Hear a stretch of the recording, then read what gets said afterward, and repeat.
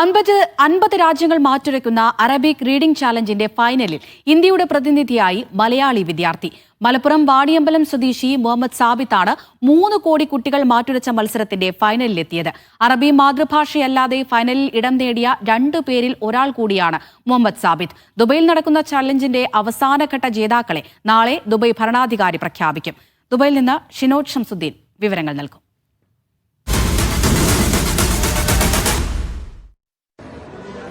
Dubai ഭരണാധികാരിയുടെ ആഭിമുഖ്യത്തിൽ സംഘടിപ്പിക്കുന്ന അറബിക് റീഡിംഗ് ചലഞ്ചിൽ ഇന്ത്യയെ പ്രതിനിധീകരിച്ച് മത്സരിക്കുന്നത് ഇത്തവണ മലയാളിയാണ്.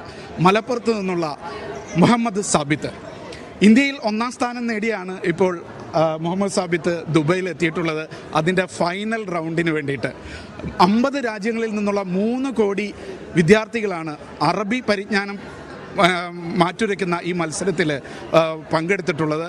അങ്ങനെ നിരവധി വിദ്യാർത്ഥികളെ മറികടന്ന് മലപ്പുറത്തെ മഹദീൻ അക്കാദമിയിൽ പഠിക്കുന്ന സാബിത്ത് ഇപ്പോൾ ദുബൈയിൽ എത്തിയിരിക്കുകയാണ്. എത്രമാത്രം കടുത്തതായിരുന്നു ഇന്ത്യയിലെ മത്സരം?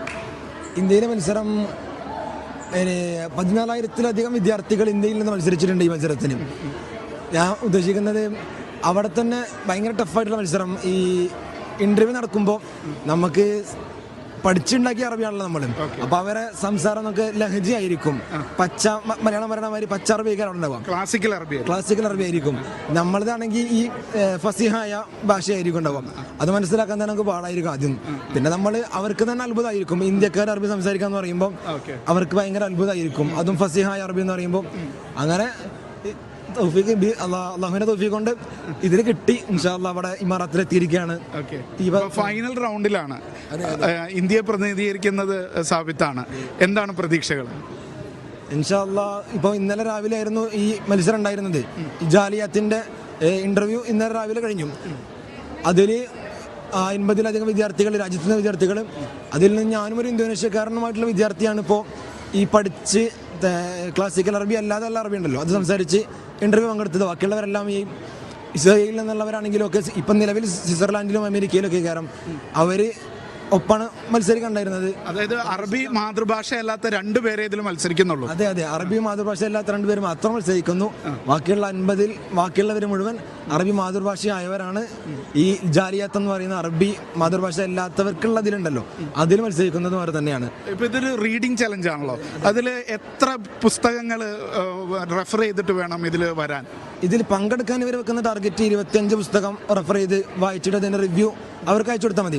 എന്നാലും നമ്മൾ ഇവർ ഇന്റർവ്യൂ അഭിമുഖീകരിക്കുമ്പോൾ ചോദിക്കും എത്രത്തോളം പുസ്തകം വായിച്ചിട്ടുണ്ടൊക്കെ. അപ്പോൾ ഞാൻ അവർ പറയാൻ അഥവാ അസലിയായിട്ട് തന്നെ 300-ലധികം പുസ്തകങ്ങൾ അറബിയിൽ വായിച്ചിട്ടുണ്ട് അങ്ങനെയൊക്കെ പറയുമ്പോഴാണ് അങ്ങനെ പറയും, യഥാർത്ഥത്തിൽ പറയും. അപ്പോഴാണ് അവർക്ക് ഇതിനുള്ള മാർക്കൊക്കെ കൂടുന്നത്. അങ്ങനെ ഇതിനു വേണ്ടിയിട്ട് തിരഞ്ഞെടുത്തത് 25 പുസ്തകങ്ങൾ മാത്രമാണ്. ഓക്കെ. മലപ്പുറത്ത് എവിടെയാണ് ശരിക്കും വീട്? മലപ്പുറത്ത് വാണിയമ്പലം, വണ്ടൂർ വാണിയമ്പലം അവിടെ നിന്നാണ് വരുന്നത്. ഓക്കെ. മഹദീനിൽ എന്താണ് പഠിക്കുന്നത്? എന്തൊക്കെ കോഴ്സാണ് ചെയ്യുന്നത്? മഹദീൻ നിലവിൽ ഇപ്പോൾ +2 പഠിച്ചുകൊണ്ടിരിക്കുന്നു. കൊമേഴ്സ് പഠിച്ചുകൊണ്ടിരുന്നു. 8ാം ക്ലാസ്സിലേക്ക് അവിടെ ജോയിൻ ചെയ്തു. അവിടെ അതൊരു ടേണിംഗ് പോയിന്റ് ആയിരുന്നു എൻ്റെ.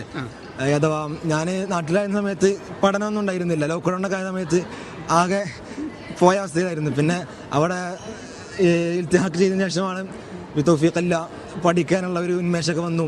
അങ്ങനെ 10 ++ആയി, +1 ++ആയി. ഇനി +2 എഴുതിക്കൊണ്ടിരിക്കാൻ നിൽക്കുകയാണ്. അല്ലാഹു തൗഫീഖ് നൽകട്ടെ. നാളെയാണ് ഇതിന്റെ റിസൾട്ട് വരുന്നത് അല്ലേ? അതെ, നാളെ റിസൾട്ട് വരും. തസ്വിയത്തിന് ഹായ് ഫൈനൽ മത്സരത്തിന്റെ റിസൾട്ട് നാളെ വരും. പ്രതീക്ഷിക്കാം ഇൻഷാ അല്ലാഹ്. എന്തായാലും നമുക്ക് പ്രതീക്ഷയോടുകൂടി കാത്തിരിക്കാം. ഇന്ത്യയിൽ നടന്ന മത്സരത്തിൽ 2ാം സ്ഥാനം കിട്ടിയ ആളാണ് നമ്മളോടൊപ്പം ഉള്ളത്. പേരൊന്ന് പറയാമോ? പേര് നാസിഹ് മുഹയ്യിദ്ദീൻ. ഓക്കെ. ഇപ്പോൾ 2ാം സ്ഥാനക്കാരനും ഇവിടെ വന്ന് ഇതൊക്കെ കാണാനും ഒക്കെ ഉള്ള അവസരം ഉണ്ട് അല്ലേ? അതെ അതെ. അപ്പൊ അടുത്ത വർഷം 1ാം സ്ഥാനക്കാരനായിട്ട് യുഎഇയിലെത്തുമായിരിക്കും. എത്ര പേരാണ് അവിടെ നിന്ന് ഇപ്പൊ മത്സരിച്ചവരിൽ നിന്ന് ഇവിടെ ഇത് കാണാനൊക്കെ ആയിട്ട് എത്താൻ കഴിയുക? ആദ്യം 3 സ്ഥാനക്കാർക്കാണ് ഇവിടെ വരാൻ ചാൻസ് ഉള്ളത്. 3ാം സ്ഥാനം കിട്ടിയ ആള് എത്തിയിട്ടില്ലേ? എത്തിയിട്ടുണ്ട്. വേറൊരു ഹോട്ടലിലാണ് അവർ വന്നിട്ടുള്ളത്. അതൊരു പെൺകുട്ടിയാണെന്ന് തോന്നുന്നു അല്ലേ? പെൺകുട്ടിയാണ്. ഡൽഹിയിൽ. ഇന്ത്യക്കാരിയല്ല. സൗദി സ്കൂളിൽ പഠിക്കുന്ന ഒരു പെൺകുട്ടിയാണ്. എല്ലാ വർഷവും മദീനയിൽ നിന്നുള്ള കുട്ടികളാണോ ഇവിടെ എത്താറുള്ളത്? അല്ല, ഇതൊരു പബ്ലിക് പരിപാടിയാണ് എന്ന് പറഞ്ഞാൽ ആർക്കും പങ്കെടുക്കാം.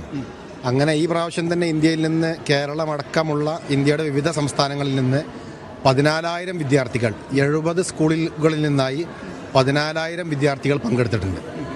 അവരിൽ നിന്ന് തിരഞ്ഞെടുക്കപ്പെടുന്ന ഇന്ത്യ തലത്തിൽ 1, 2, 3 സ്ഥാനം കിട്ടിയ കുട്ടികൾക്കാണ് ഇവിടെ വരാനും അതിൽ 1ാം സ്ഥാനം കിട്ടിയ കുട്ടിക്ക് ഇവിടെ ഇന്ത്യയെ പ്രതിനിധീകരിച്ച് മത്സരിക്കാനുള്ള അവസരം ഉണ്ടായിരിക്കും. എന്തായാലും ഇനി മണിക്കൂറുകൾ മാത്രമാണ് ഇതിൻ്റെ ഫൈനൽ റിസൾട്ട് വരാനുള്ളത്. എന്തായാലും നമുക്ക് പ്രതീക്ഷയോടുകൂടിയും പ്രാർത്ഥനയോടുകൂടിയും കാത്തിരിക്കാം. അക്ഷയ് പേരാവൂരിനൊപ്പം ഷിനോ ഷംസുദ്ദീൻ, മീഡിയ 1 ദുബായ്.